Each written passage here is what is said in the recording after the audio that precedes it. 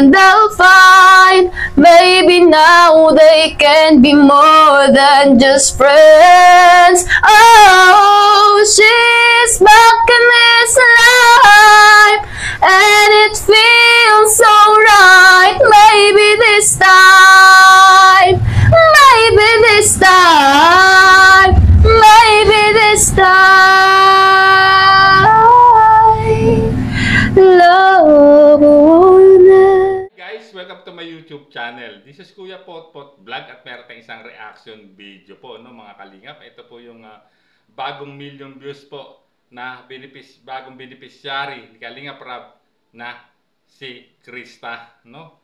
At siyempre, bago tayo magsimula ay mag-shoutout po muna tayo. May galap shoutout po sa ama ng Kalingap na si Kuya Bal Santos Matubang, Ate Edna Vlogs, Kalingap Rab, 10 ng kanyang mga kasamahan. At siyempre, may galap shoutout po sa lahat po ng sumusuporta sa buong Team Kalingap. Isang mapagpalang umaga po, tanghali o gabi mga Kalingap, saan man kayong sulok ng mundo naroroon. Naway lagi po kayong gubayan ng ating poong may kapal. At yan guys, no, meron tayong isang reaction video, no. Ito po yung unang vlog po, no, kay Krista, no, kung saan ang naka-scout po rito ay si Maria Ligaya Vlogs. At dito nalaman natin na meron palang pagkakahalintulad sa mga pangarap po ni Queen at ni Baby Beyonce, itong bagong beneficiary ni Kalingap Rab na viral na si Krista, guys. So panoorin po natin itong maikling video clip mula po kay Maria Ligaya Vlogs, guys. Sa mga supporters po, viewers, sponsor, thank you. Sana po supportan mo ninyo si Kuya Potpot Vlogs. Maraming salamat. Thank you.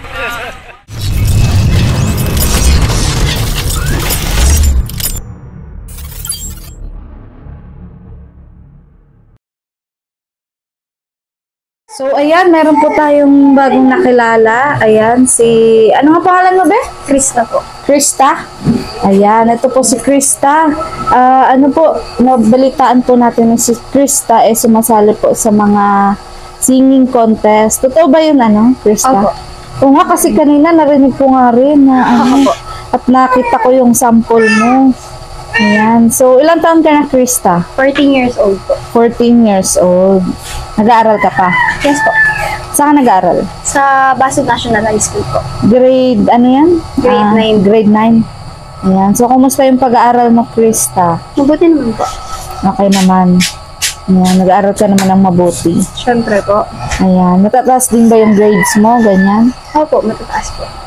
So, asan pala yung nanay at tatay mo? Yung papa ko po, nasa Santa Rosa po. Nagtatrabaho po siya. Laguna? Yes po. Anong trabaho ng tatay mo? Ng kalsada lang po. Construction worker? So... Yung mama ko naman po, nandito lang po sa bahay, nagbabantay. Gano'ng katagal na doon si tatay sa Santa Rosa, Laguna? Wala pa pong isang taon. Isang taon pa lang po. May isang taon pa lang. So, dati, anong trabaho niya dati? Ganun din po. Kaso dito lang po sa may... Construction din. So, ito bahay niya to? Opo, bahay. Ilan kayo magkakapatid? Bali po, 7 po kami. Pero ito ang dami. Yes po. Pero iba naman po yung papa. Yung sa una po 4, tapos dito po 3. Kami magkakapatid po na 3 nandito po. Tapos yung 4 nasa po, Laguna po. Ayan. So, si mama, asan si mama? Ayun po. Diyan sa loob. Sabagay kanina, nakausap ko na si mama. Payag naman siya, di ba? Yes po. Na i-vlog kita. Ayan. So, ito, i-upload ko to sa YouTube, Krista. So, maraming pwedeng makapanood. Ayan. At ako nga pala si Ate Maria Ligaya Vlog, isang charity vlogger mula sa Team Kalingap. Ayan. So, ikaw, Krista, anong nasasabi mo sa mga makakapanood sa'yo ngayon? Kasi maraming makakapanood sa'yo, Krista, So, ang masasabi ko lang po is, sana po magkaroon po ako ng viewers kahit po bago lang po ako ganun. Kasi lahat naman po baga ng mga sumasali or parang sumikat po para magkaroon ng hanap buhay, ganun po. Isa din po ako sa gusto magkaroon ng sariling pera po, pantulong sa pamilya ko po, ganyan, sa pag-aaral ko po. Kaya sumasali ka sa mga singing contest. Yan po ang ano ko po kasi, kumbaga po, ako po, lumalaki na ako. So, syempre, yung magulang ko po, gusto ko pong matulungan. Kaya ako na lang po yung maghahanap ng ano po, para Paraan ng way. opo, para makatulong po sa pag-aaral. Magkano bang kinikita mo kapag sumasali ka sa singing contest? Ganun. Diyan po, ano lang po ako, minsan nasa 1,000 po, ganyan po. Pero po, So, kumbaga sumasideline ka talaga. opo. Tapos nag-ano din po ako pag sasali sa muse, ganyan po. Kapag sa muse ng basketball po, ganyan. Meron ka naman nakukuha doon. Meron po. Ang mga nasa 500, 800, ganyan po. Okay na rin. Ano? Opo. Okay. Ano bang pangarap mo, Krista? Ang pangarap ko po ay maging flight attendant. Ay, grabe. Oo, pasok ka Yes kasi po. sa edad na 14 years old, ang tangkad mo, Krista. Opo. At saka, gusto ko din po maging sikat na model. Ayan. Yan po, marami po akong pangarap.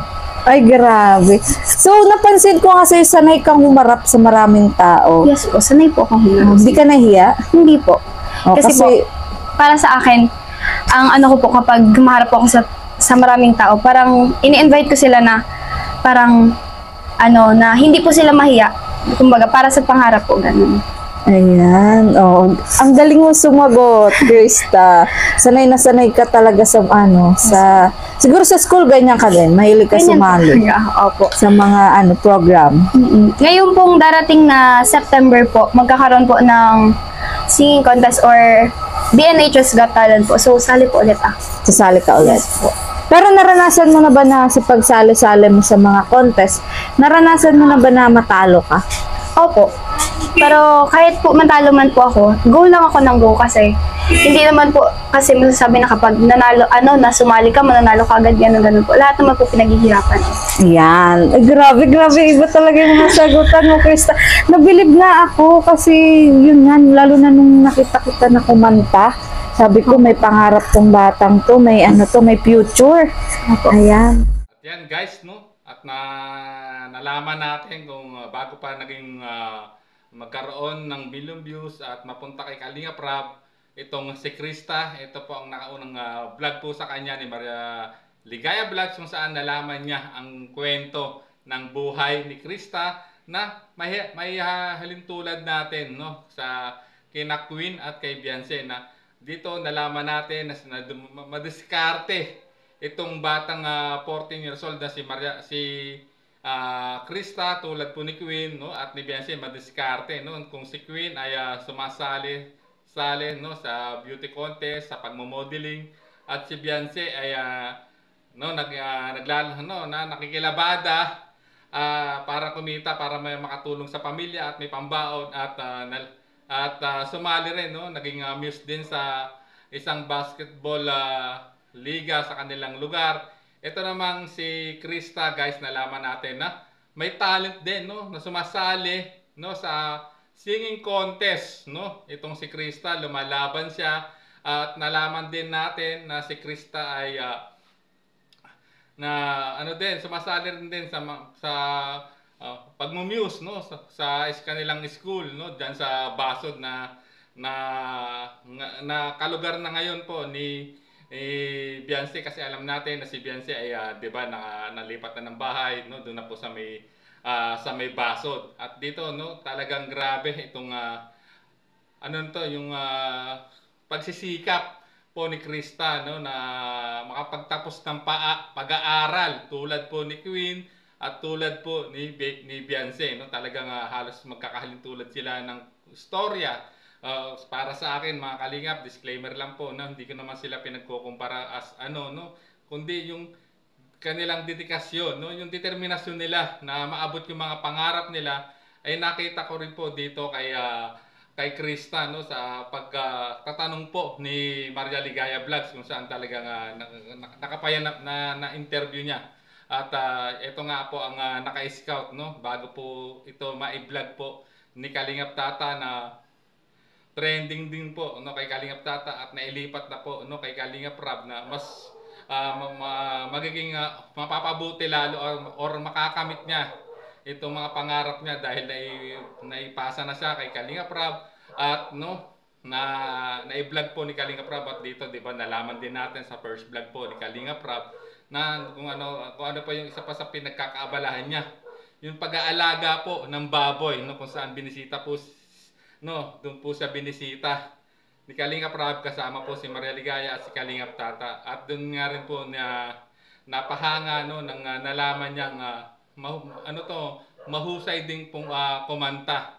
Tulad ng sa pagkaka-interview po ni Maria Ligaya sa kanya na talagang sumasali siya ng singing contest para lang kumita, para may pangpangbaon, makatulong po sa pamilya, tulad po ni Queen, no, na sumasali sa mga ramp modeling at beauty contest, no. Talagang nakakahanga itong batang si Krista na kasing edad din po ni Queen, no, 14 years old, mga kalingap, no. Talagang ako'y natutuwa dahil guys, no, in just 3 weeks time mula nung na-vlog po siya ni Kalingap Rab, ay nag-viral na po, nag-million views na po itong batang to. At talagang ito ay mapapabilang na rin po, no, sa bagong batch po ng Kalingap Angels, no, hoping na magtuloy-tuloy at mapansin din po ito ng mga ibang sponsors ng mga Big 3 love teams, no, kahit hindi pa siya, although hindi siya pwedeng i-love team kasi bata po siya, sana, no, may mga makakitang mga generous sponsor para matulungan din po ito, no, para matupad po ni Krista ang kanyang mga pangarap, para makatulong po siya sa kanyang pamilya at nalaman din naman natin talaga kung anong buhay nila ngayon, no. Talagang ang kanyang ama ay lumayo pa sa kanila para lang magtrabaho po sa Santa Rosa, Laguna, para matugunan yung pangangailangan ng pang-araw-araw. At ang mama niya, no, talagang dumidiskarte rin po, although ngayon ay wala, nag-aasikaso kanyang mga ibang kapatid, pero itong batang to, no, talagang nagsisikap na makatapos ng pag-aaral, rumaraket, no, para makatulong, no, sa kanyang pamilya, guys. So ayan, at hanggang dito na lang ating maikling reaction video, no, hoping na magkaroon pa to ng mga bagong sponsor, no, na tutulong po sa batang ito, no. At kung gusto niyo pong mapanood itong full video ng unang vlog po kay Krista, pwede niyo rin pong bisitahin ang channel po ni Maria Ligaya Vlogs, no. Please subscribe Maria Ligaya Vlogs, no, at siyempre hit nyo rin notification bell para laging update din po kayo sa mga nai-scout at upload po ni Maria Ligaya Vlogs, no, guys. At itong video itong first vlog po kay Krista, bago po pala naipasa kay Kalingap Tata, ito ay 7 months ago, guys. So binalikan ko talaga siya kung ano talaga ang kwento, no, ni Krista, no, bago po napunta kay Kalingap Rab. So sana mapanood niyo po itong maikling reaction video ko, at kung gusto niyo talaga mapanood ang full video nito, pwede niyo pong bisitahin ang tulad ng sinabi ko, pwede niyo bisitahin ang official YouTube channel po ni Maria Ligaya Vlogs at ni Kalingap Tata, guys. So maraming salamat po, hanggang sa muli po nating reaction.